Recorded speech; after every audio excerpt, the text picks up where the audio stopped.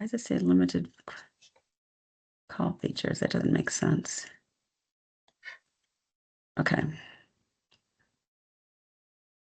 Okay, Bettina, you go, because I'm not finding the flyer. I have Okay, to yeah. apologize, you guys. Yeah, well, welcome everyone. We're excited that you're here for our team meeting today. And before I introduce our exciting speaker, Christian Napier, let me just mention our next meeting is going to be on September 4th. And as you know, we're trying to do a live discussion on the first Fridays and then have a speaker on the third Fridays. So, and we'll send out detail on this, but just be aware the topic for next month is going to be, or September 4th is going to be data modernization through the lens of AI readiness and business value. And Tiago's come up with some questions that we'll discuss. And then we're also going to have a demo from Kelly Phillips, who's going to share how he's done a personalized LLM to help him with his business. So it should be a very interesting session. So meanwhile, for today, we have Mr. Christian Napier. He is actually working for the state of Utah in the Division of Technology Services. He's the director of AI there, and he's got quite an interesting background. He started at IBM and has been, and let him introduce himself. But as of note, he actually has worked to help get the Olympics to come to Utah in 2034. So I'd love to hear more about that. And anyhow, we are looking forward to hearing him. So thanks for joining us, Christian. And if we can make this interactive a little bit, and I think if anyone has questions, are you okay with that? Muted myself. Yes, I'm totally happy with it being interactive. So folks, feel free to chime in whenever you got questions. Okay, great. Well, welcome, and we look forward to hearing your discussion. Well, thank you, Bettina, very much. Appreciate the introduction. And it's a pleasure to be with you all here this afternoon. As mentioned, my name is Christian Napier. I'm the Director of AI for the Utah Division of Technology Services, which is in the Department of Government Operations in the state executive branch. And I'll go into a little bit more about what that is and what we do in a moment. Oh, you went on mute again, Christian. There. I don't know how that happened. just a level set on what to expect. I kind of broke this into 6 parts with Q&A at the end, but as mentioned, if you've got questions, throw them in the chat or feel free to chime in. Happy to answer them. So we'll talk kind of big picture and then get into the small picture. Look a little bit at how we're structured, what the current state of AI is in the state executive branch, challenges that we face, which I imagine we have in common with many of you here, and what we see in the future within the state of Utah. So with that in mind. You went on mute, Christian. Why does it do that? It's Sorry, so I'm whenever I interrupting navigate you to a it slide, okay. it mutes me. So I'll just have to monitor that. That's kind of weird. Okay, so in December of 2025, Governor Cox announced the state's pro-human AI initiative. And, it's very important to him, and it reflects what we feel as well, that AI needs to be for the benefit of humans and not replacing humans or adversely impacting humans. And there's a lot of legislation that's come out and will continue to come out with respect to AI. But the 2 kind of underpinning pillars of this initiative are that AI should be human guided and it should be human enhancing. I said pillars, but there are actually 6 pillars. That is so weird. Okay. I'm navigating to a slide. I'm unmuting my microphone. We're good. All right. So when the governor announced this pro-human AI initiative, he basically created 6 different pillars or categories within that. I'm not going to focus on all of those today. The one I'm going to focus on is the one that is in my scope, which is AI and state government. So I've kind of highlighted that here. In the state of Utah, in the executive branch, oversight of AI is actually split between two organizations. So one of those is the Department of Commerce. And on the Department of Commerce, we have the Office of AI Policy. This was established by statute in 2024. And the purpose of it was really to try to find a balance between ensuring public safety and encouraging innovation. And so the focus of this office is really on AI regulation, on policy, on legislation, and they provide a really valuable service in the state to organizations who are looking to do something in AI that may not be sure if regulations uh, permit or prohibit what they're trying to do. And so the Office of AI Policy also has a program where companies can go to them, explain their use case, and say, hey, are there any organizations they can do an assessment? And if there is, if there are regulations that potentially could impact the organization's ability to rule something out, then uh, the organization can apply for temporary regulatory relief to try something in a kind of a sandbox environment or kind of a proof of concept type of thing, and then see how it goes. So that's a really, really great office. But that's not where I sit. I sit in the Department of Government Operations. So DTS, the Division of Technology Service, is one division among many that sits under the Department of Government Operations. And DTS is the centralized IT shop for the state executive branch. So all of the agencies in state government are serviced by DTS, the Division of Technology Services. So roughly at the same time that the Office of AI Policy was created, our CIO, Alan Fuller, came to me and asked me if I would um, assume this responsibility to oversee the implementation of AI in state government. And I said, twist my arm. I mean, this is like super cool, once in a generation technology. I'm on board. I'm happy to do it. Didn't realize at the time just how challenging that would be, but it's been a fantastic adventure. So hopefully that gives everybody a little bit of kind of a background information on how AI fits into state government, uh, breaking it up between commerce and government operations. And so from now on, I'm really going to be focused on what implementation looks like in state government. And again, if you've got any questions, feel free to chime in. Okay. So what's the timeline? I'm not going to make everybody memorize this, and I'm happy to provide the slides to folks, afterwards if it's helpful. I created using AI, a little Lord of the Rings style map, with our timeline. I'm not going to go through all of these points, but I do want to highlight a few of them. Most of you on this call know ChatGPT took the world by storm at the end of November 2022. And so the state, seeing this surge in popularity, quickly realized we need to create a generative AI policy. We need to create an AI policy for state government.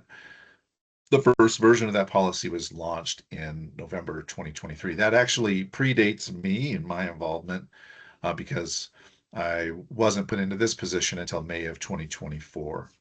And I'm going to go through some of these things as we talk about some of the next steps in terms of adoption and impact and so on and so forth. But all of that fun stuff is there on the slide. So where are we today? I'll talk about a few things. Number one is Gemini. So the state executive branch, we are a Google shop. We use Google Workspace as our kind of general office productivity suite. So using Gemini for Google Workspace was a natural fit, primarily because it doesn't cost us any extra money to use, right? So it was a very cost-effective way for us to get an approved AI tool in the hands of state employees. We started our pilot of Gemini right after I got assigned to this role of director of AI. So We actually had our kickoff meeting in June of 2024. Most of the agencies participated. We had roughly 260 participants in that pilot. And by December of 2024, we began rolling out the standalone Gemini chatbot statewide. And then Google changed their licensing so that the full Gemini for Google Workspace suite of applications was included in the core Google Workspace license. And so beginning in February of 2025, we began rolling this out to state agencies. We were a little worried. We didn't want to step on agencies' toes. So in all of our rollouts, we always would seek the consent of the agency. Hey, can we enable this for your agency? And so that rollout was gradual. It took several months. And we even have a couple of agencies who still haven't wanted to turn it on, and we're not pressuring them at all. It's up to the agency to decide if they want it on. Then also to what extent they want it turned on, because some of them just want the standalone chatbot enabled. Some of them want the full thing. Some of them want everything, but they don't want Google Meet AI enabled. So we look to accommodate them.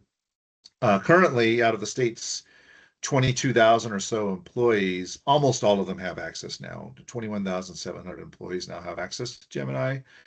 A little over 13,000 of those are what we call active users. These are users who have used or interacted with Gemini once in the last 90 days. About 10,500 of those have interacted within the last 28 days.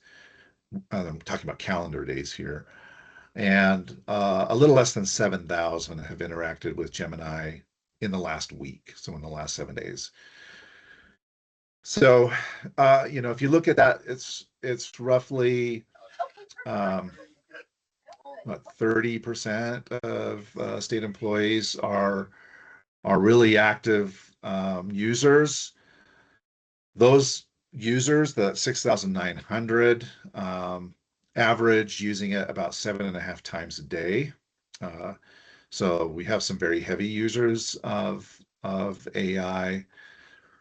And in February/March of this year, we took a survey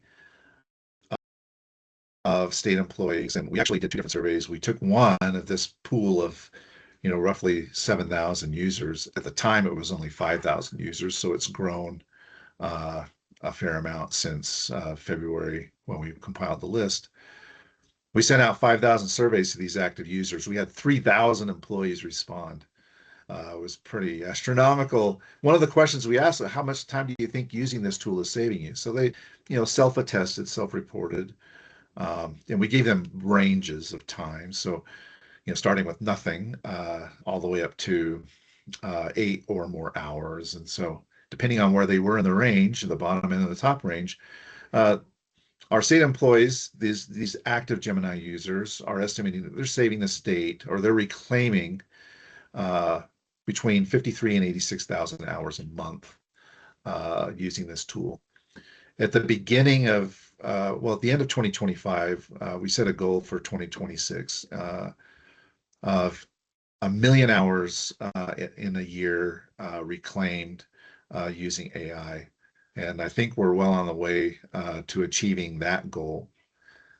So that's kind of the state of where things are at with Gemini adoption. So it's been pretty broad. We still are looking to see if we can grow the number of frequent users, but we don't want to apply pressure or have people feel like they are forced to use these tools. They're not mandated. We don't force everybody to use pivot tables. So why would we force everybody to use AI? We're not doing that. So that's been one use case, Christian, and I think it's been pretty successful. Yeah, go ahead. How do they actually track hours saved, like the reclaimed hours? It's a guesstimate, right? So they're Okay. just going on a gut feeling. I think it's saving me this amount of time. Okay, so it's just sort of their opinion.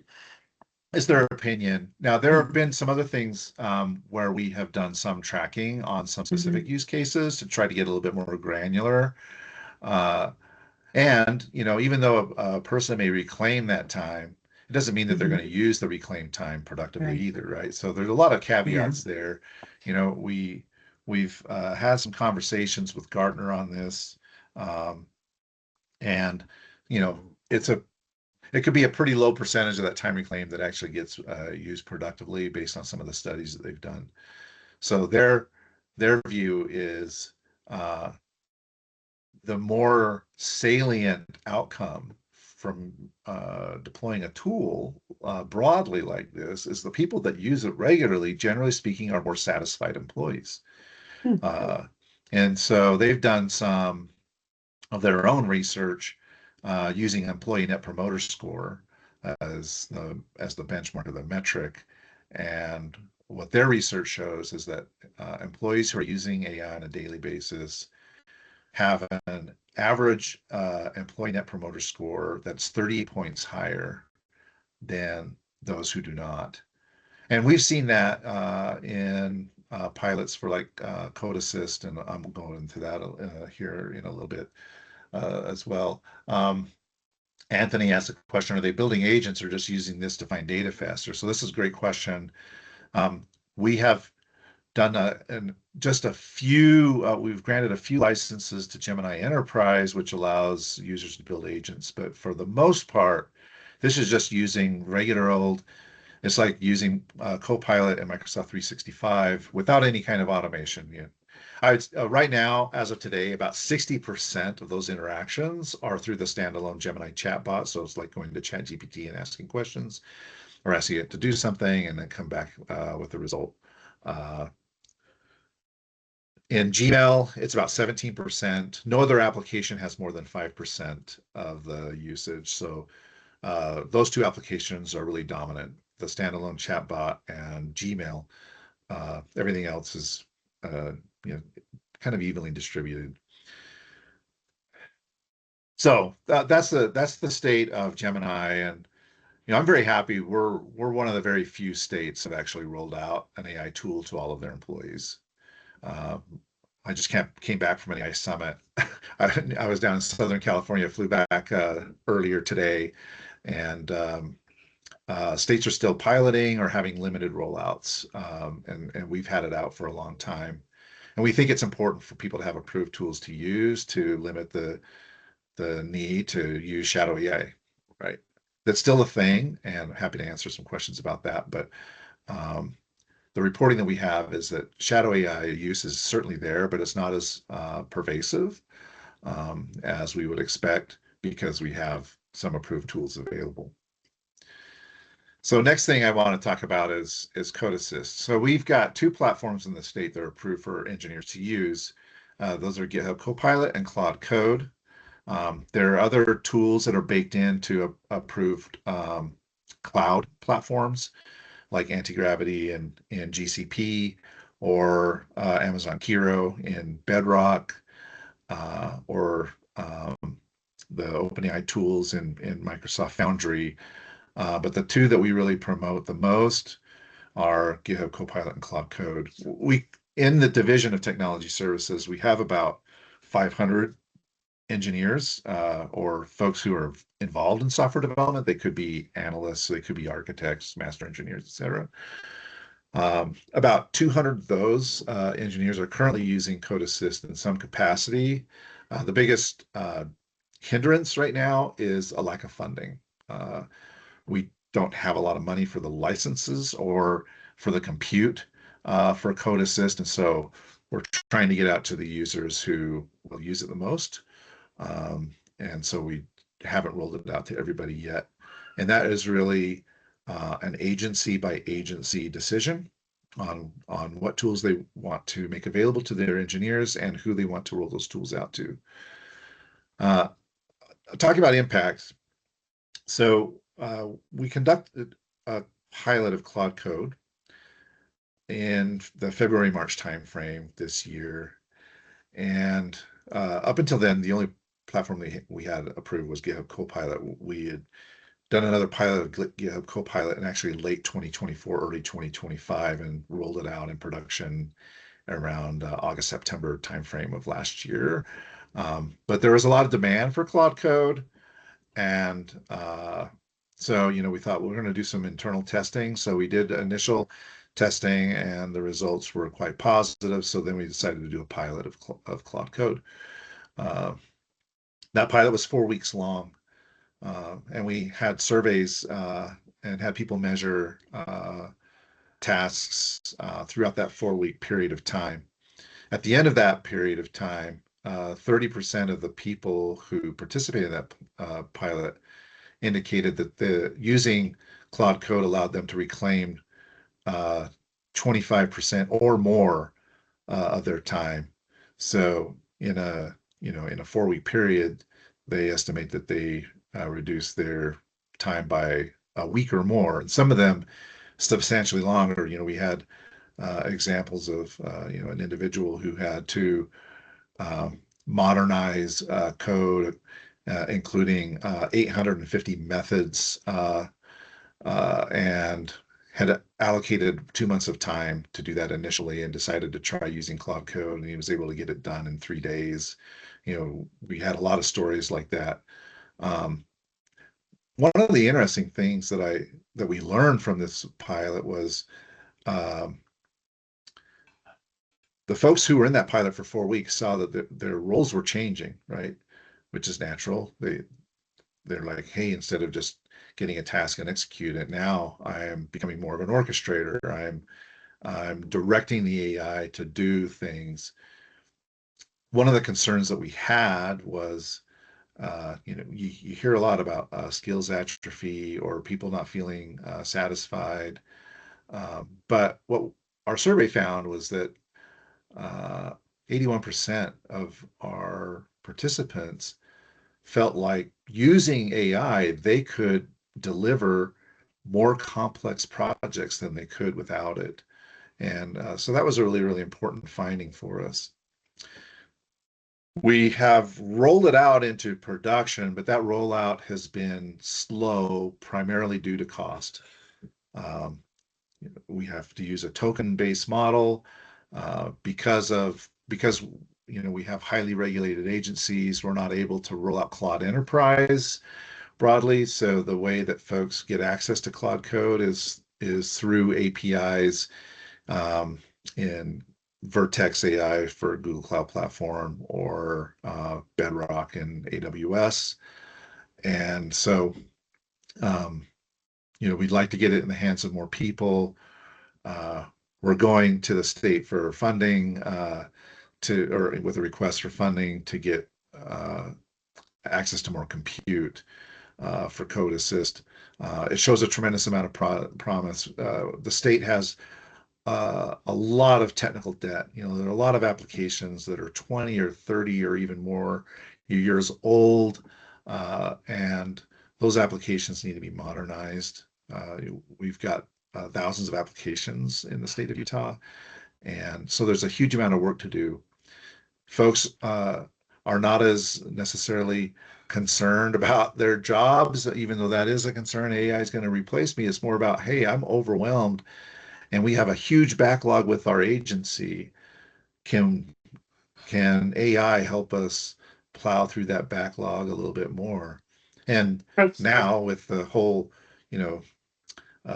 mythos thing going on, there's a huge effort underway to use AI to help us to identify our security vulnerabilities and fix those and apply patches. And we would not be able to do that without these tools. They've become absolutely critical for us to do that. So I just wanted to spend a little bit of time talk about the Code Assist stuff. That's kind of where we're at in the state of Utah. So, when you're paying your taxes, know that we're asking for a tiny slice of that money to help us become much more efficient and productive.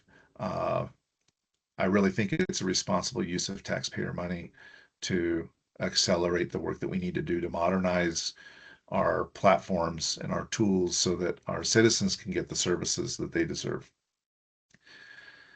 One other thing that I wanted to talk about in current state is what we call our AI factory. So, the moment I got this assignment, agencies were asking questions. Hey, we want to use this. We have use cases. can we do this thing? And so we thought, we're going to struggle if we try to handle this all one by one. So we need a standardized approach that agencies can plug into to discuss options, identify opportunities, really find areas where AI can drive value for the agency and for the customers that they serve. So I hired two AI experts in September and October of 2024. And one of the first things that we did was develop this, what we call AI Factory. Um, Among other things, the AI Factory is responsible for conducting risk assessments, so AI risk assessments for any projects that agencies are interested in doing. So up until now, we've conducted over 100 of those risk assessments. And we've got a pretty big pipeline of projects in the factory.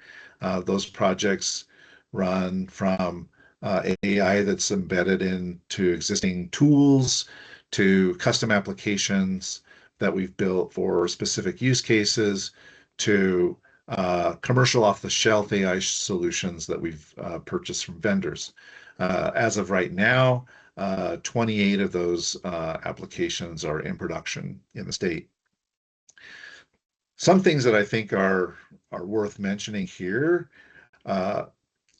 One thing that we put our engineers, our AI expert engineers, to task on was developing what we call a unified citizen AI architecture.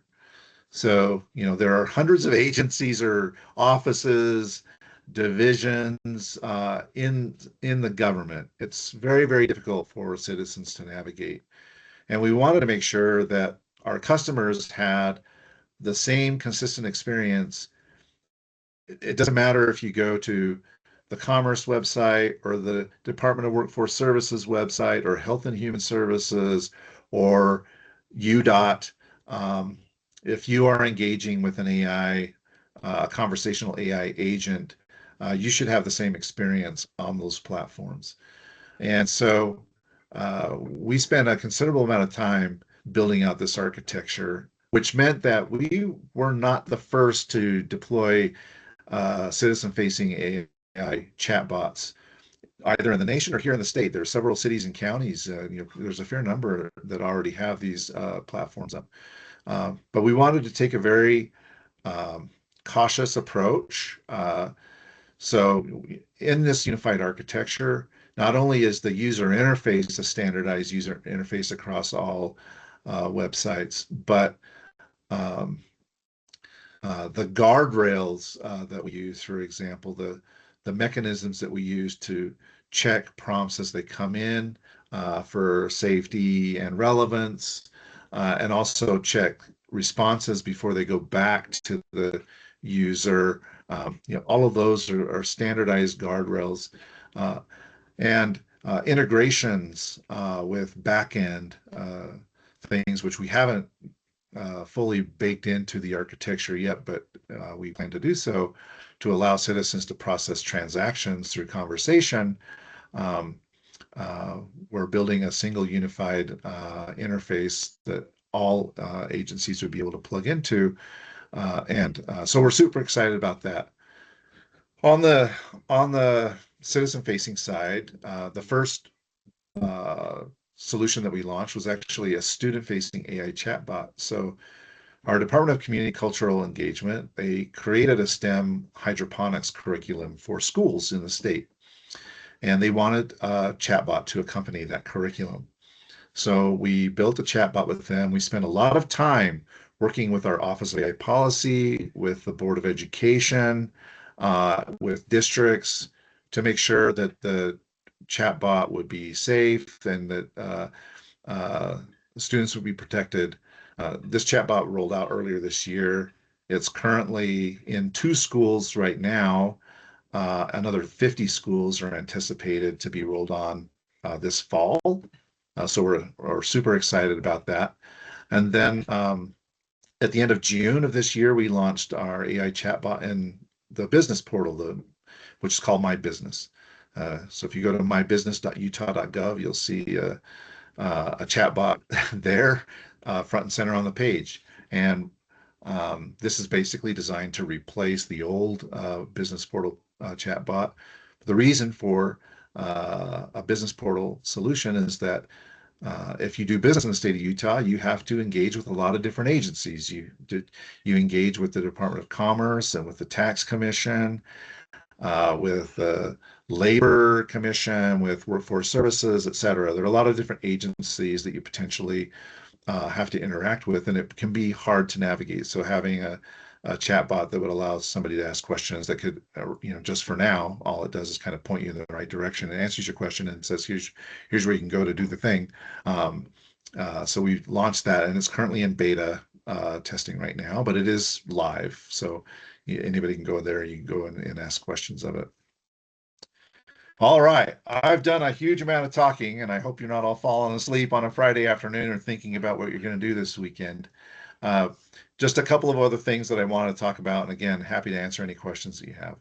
This is what we see as challenges in the state, and I'd be really curious to hear from you guys if you're experiencing similar challenges. Perhaps the biggest challenge for us is funding.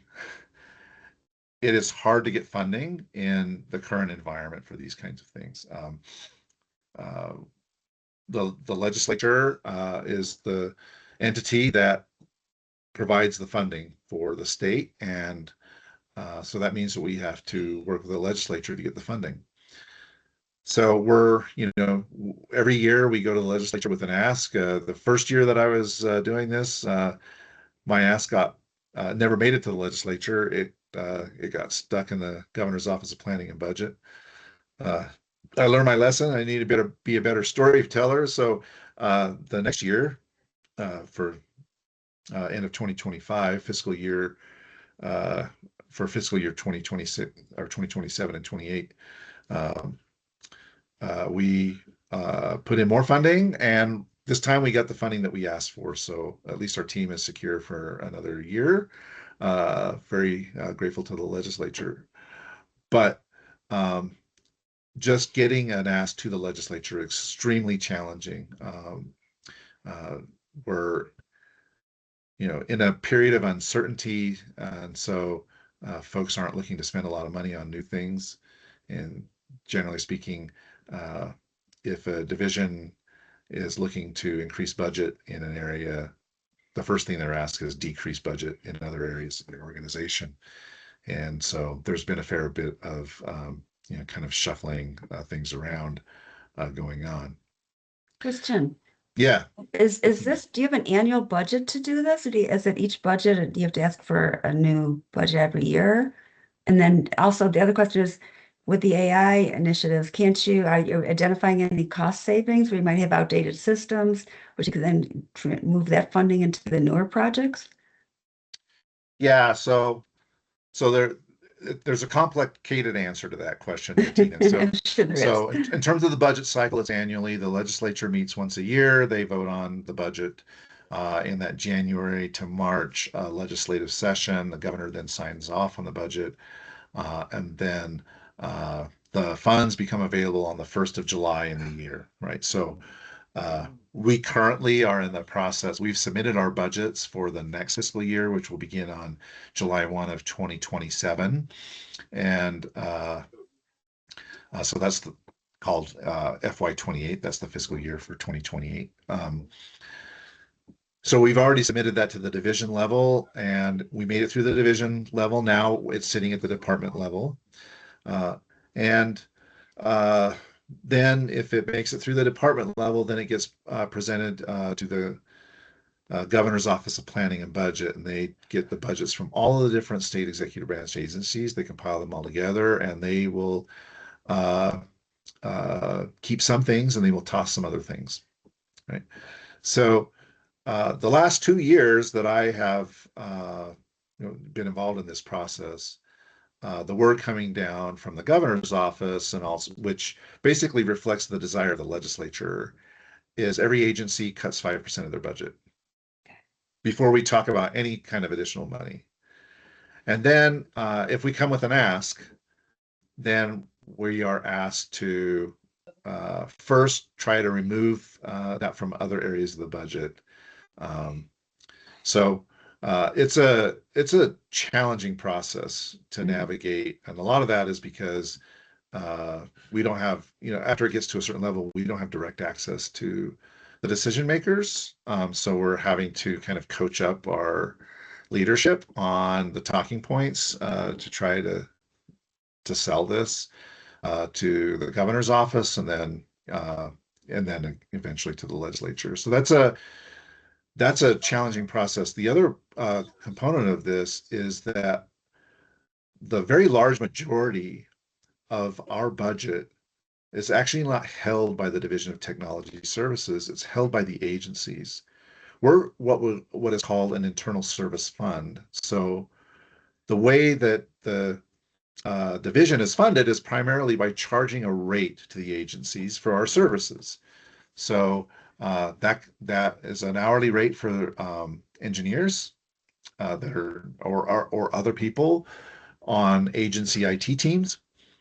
We pay the payroll, but we charge agencies a rate, and they reimburse us for their time, the time that they spend on those projects for the agencies. Uh, so on the AI side of the thing, it's hard because the ask for the division is relatively small, and we are still kind of in considering like an R&D type of thing. So we are not baked into the rates that agencies pay for these services. So we have to go to the legislature and ask for additional funding rather than say to the agencies, we're going to charge you more money. The ultimate objective is, as the technology matures, we become more of an ongoing service that can be provided to agencies, and we would be included in a rate as well. Uh, but those rates have to be established 18 months in advance. And you can imagine how hard it is to set rates for compute, for inference, when the prices are just changing constantly on this stuff. It's very, very difficult. Um, that actually takes me to the alignment part of this, which is government operates one way, and this business, this AI industry operates a different way, and they just are not aligned. It is really hard. In government, we are used to IT cycles like, you know, Microsoft coming and saying, "Oh, we're going to end of life Windows XP, so you got 3 years to get all your stuff ready and get your migration done, and because we're going to end of life it, and so we've got a runway." That's not the way it is with this AI stuff. I mean, GitHub, comes out and says, "Oh, in 30 days, we're changing our pricing from uh, uh, a per seat credit-based model to a consumption-based model." And guess what? Our tools don't even work for you to administer it, but good luck. We wish you well. Or Google says, "Oh, in October, we're deprecating Gemini 2.5 Flash and Flash Lite."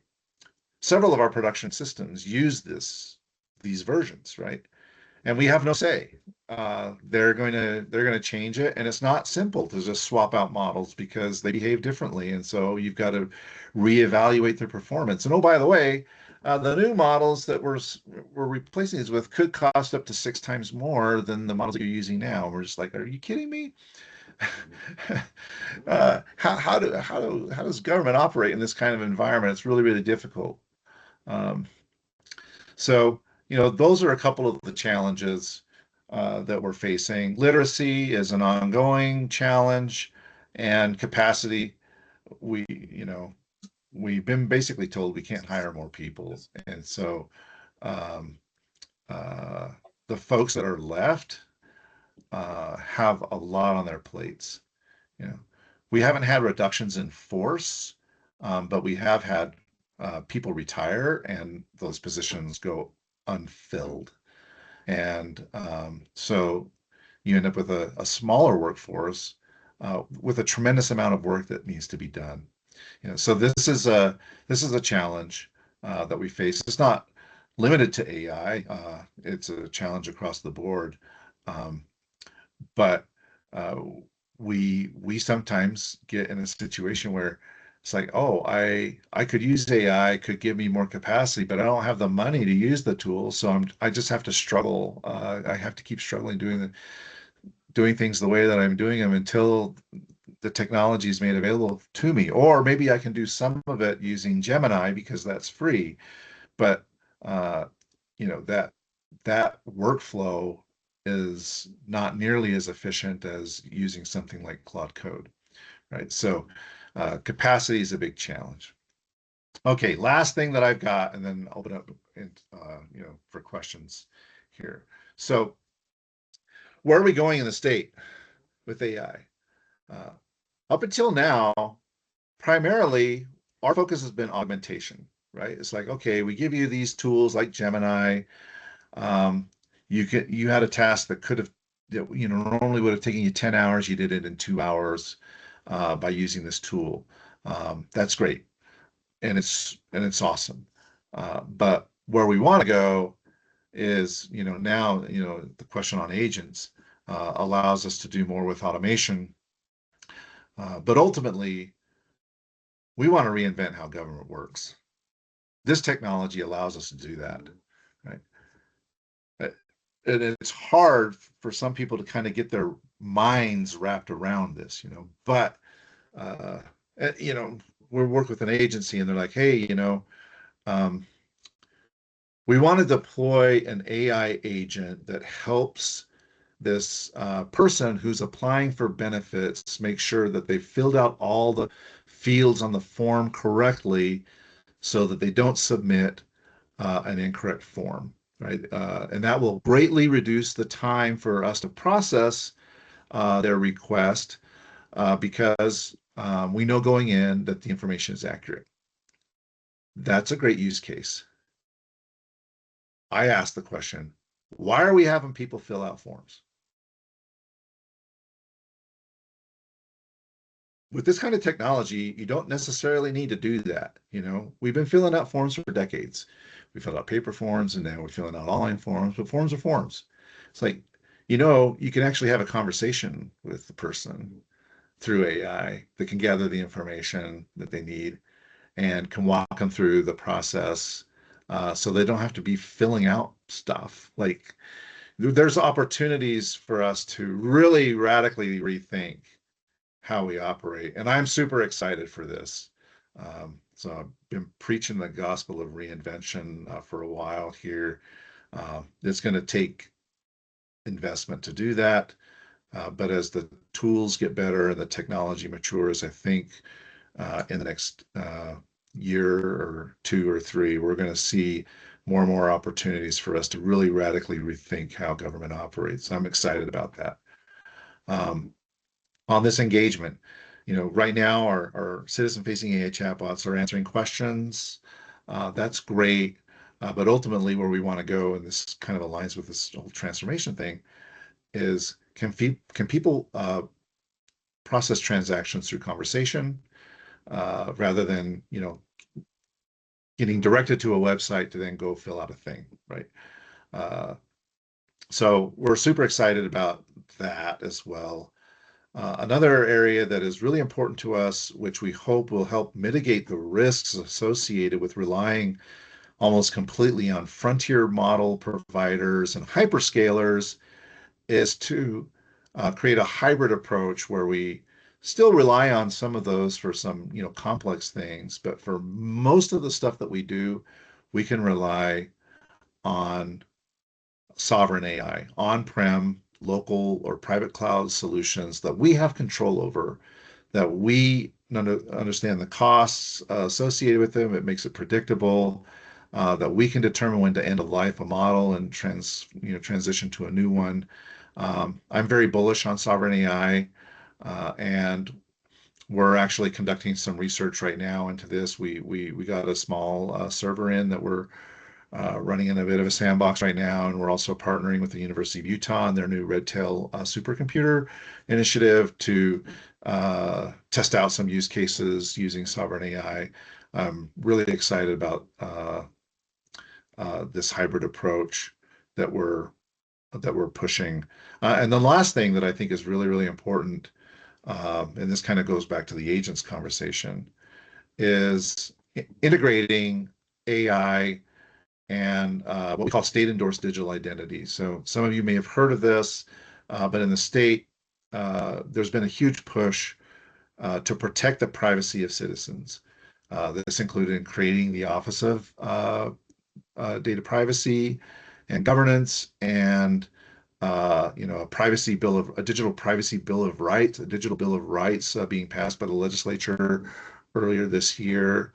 And so we think there's a tremendous opportunity here to really kind of define how things move forward with state-endorsed digital identity, including the identity of agents, AI agents.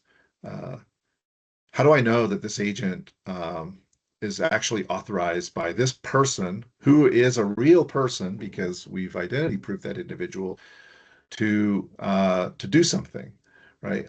We see this as a tremendous opportunity for innovation here, and really for the state to set the standard on, which they are already, when it comes to digital identity.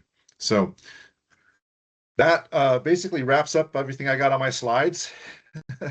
So happy to answer any questions that anybody has, about what we're doing in the state, projects that we're working on, challenges we're facing, what we're looking to do in the future.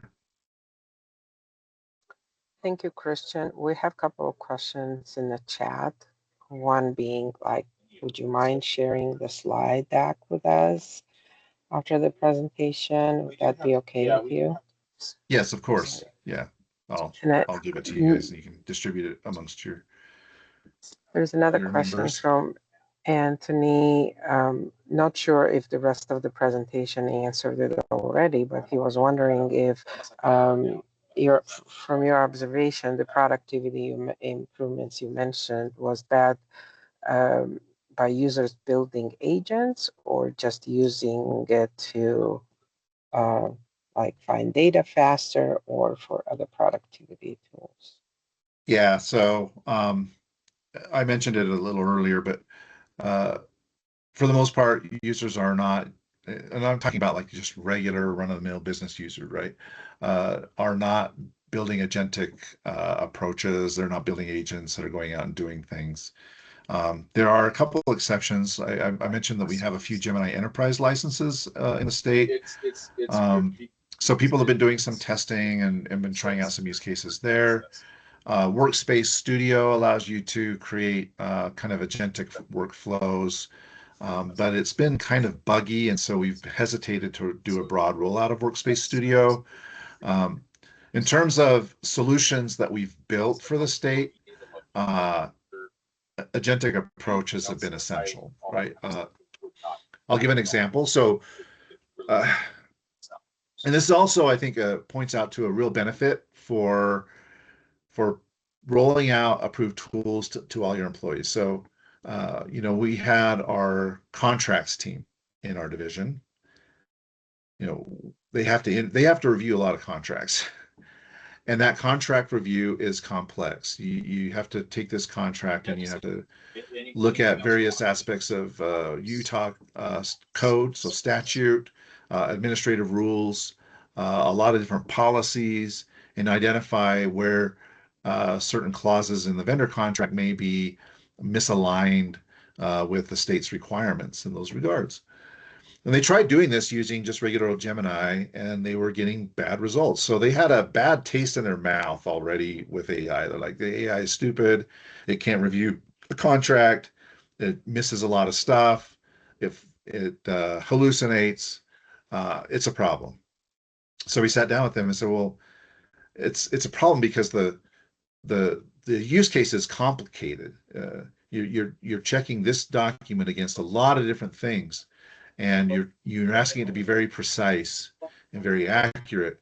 So why don't we try to architect a solution that could potentially give you a more accurate result? So we built a solution for them, an application that uses 9 different agents to check various aspects of a contract against various areas of statute, administrative rules, and policies.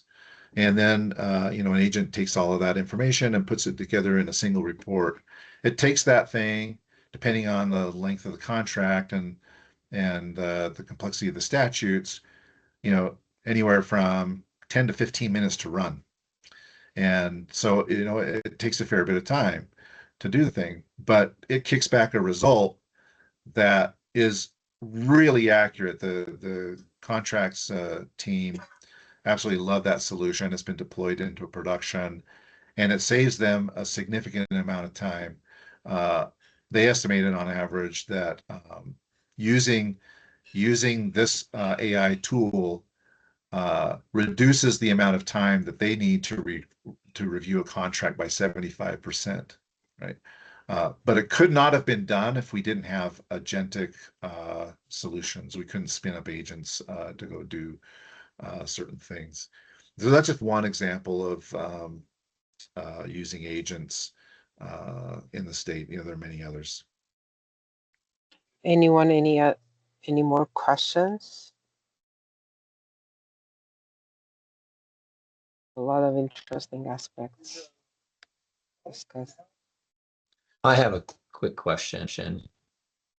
Hi, Christian. I actually served in the legislature for 6 years, worked with Alan Fuller in my custody before him. No, you're good. Supporting his requests in front of the Appropriations Committee and chaired the Economic Development Committee as well. So, all of the information you shared was very familiar and kind of have a little PTSD over all of those budget cycles. Understand how difficult that is. My question is, how are you, maybe give a little more detail on how you're dealing with data privacy issues and dealing with, managing all of the data that you would need to make available to AI to make it useful and give good information, but then also provide those data protections as well. Yeah, that's a great question, Jeff, and thank you. So there's a few different things. The way that we view privacy is that our citizens give us data for a specific reason, for a specific purpose, and we cannot use that data beyond the purpose that was originally served, even if we are trying to be beneficial, right? So, there was a lot of consternation about, hey, if I apply for unemployment insurance, maybe I could also benefit by applying for SNAP benefits or something, right? Like, so the initial thinking was, oh, well, we could use AI to say, hey, we have this information about this person, and based on their profile, we think that they could be a good candidate for this.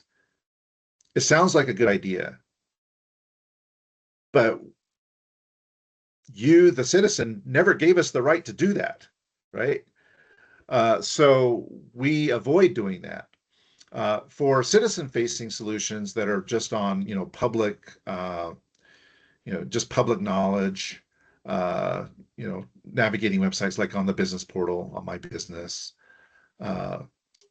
we handle PII redaction on the input. So one of the first guardrails before it even gets to an LLM, we use a more traditional AI solution, deterministic solution, to strip out any PII. If someone inadvertently put it in there, if someone said, hey, I want to check on the status of my unemployment claim, and my name is this, and my social security number is that, then that stuff gets stripped out even before it hits an LLM. And then in the small chance that it kind of makes its way through it, then we do another pass on PII redaction to ensure that everything has been stripped out before it even goes back to the user and gets put into logs. We work very, very closely with our privacy team to make sure that whatever we're implementing is adhering to statute and not only just the letter of the law, but also the spirit of the law. And when it comes to citizen-facing AI chatbots, we structured logs in a way that makes it virtually impossible for anybody to triangulate the identity of user through the metadata in the logs. Right. So we've taken a lot of steps in those regards.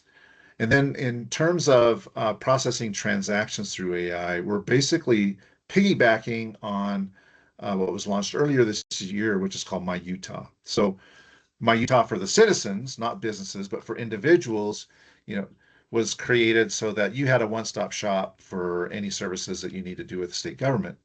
And not all the services are there, and they're continually getting more on.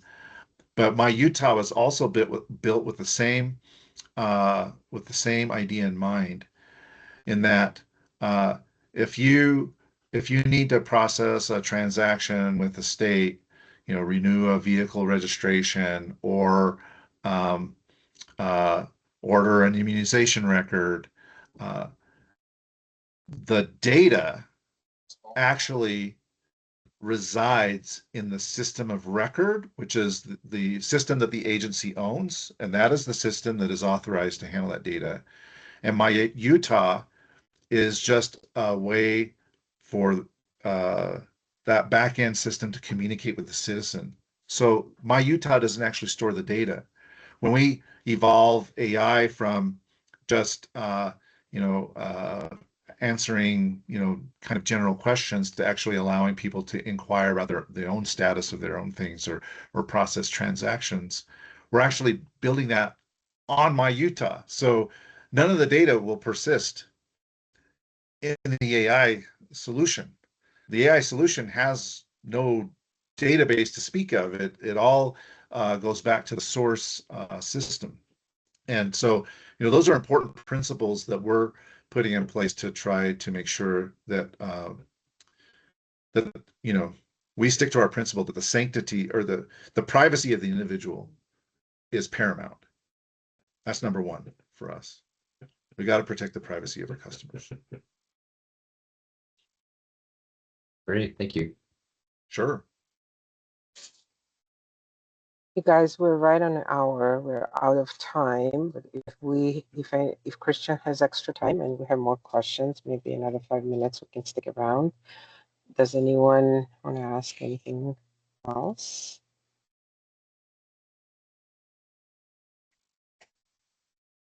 I kind of had a question for you, Christian. Sure. I actually had like 6, but I'm gonna go with 1.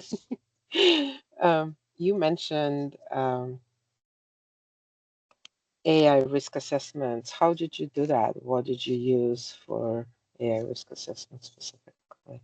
So we built our own framework that is based on the NIST AI 600 framework, whatever the number is. So we created a risk assessment there, and it's basically like a spreadsheet that we fill out. So it's not anything high tech. But we do use AI to help us with the risk assessments because they're very time consuming to do. So similar to the kind of contracts thing, we can feed vendor documentation, terms and conditions, privacy policies, any supplemental documentation that they have. We can feed all of that in to conduct our preliminary AI risk assessment, and then we use AI to help us do a temperature check. So it's pretty simple. At the end, it's kind of low, medium, high. If it scores low, then you're basically good to go. If it scores medium or high, then that has to be reviewed by our AI governance group. So we have a leadership group that meets once a month to review, among other things, these medium and high use cases. We also are kind of like one leg of a three-legged stool. There's us, and then there's the privacy office that conducts privacy impact assessments, and then our security team that does their security assessment.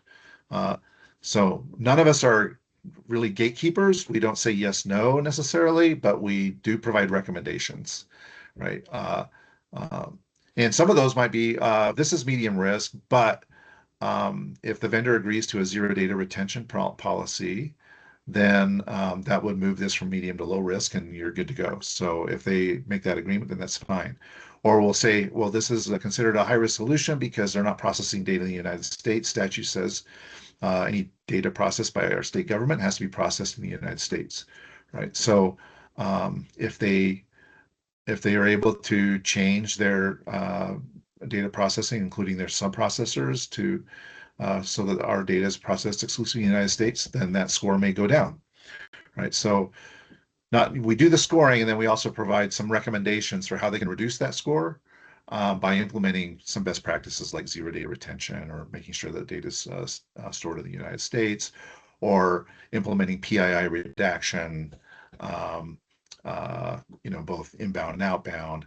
Those kind of things can help mitigate risk. And yeah, it's just kind of a standardized spreadsheet with a bunch of, it's got like 12 different dimensions in there. And we score each of those dimensions and then tally up a composite score, low, medium, high. It's great.